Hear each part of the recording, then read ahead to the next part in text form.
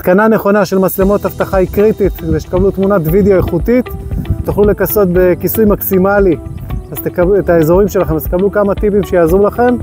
קודם כל תבחרו במיקום גבוה יחסית של מצלמות האבטחה, כדי שתוכלו לקבל כיסוי רחב יותר על כל האזורים. ככל שהמצלמה תהיה גבוהה יותר, ככה אתם תכסו שטח נרחב יותר.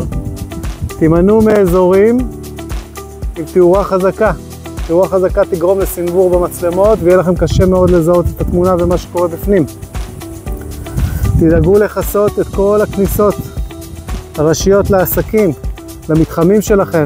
המצלמה תהיה מכוונת לאותן כניסות. תשימו לב לזוויות מתות.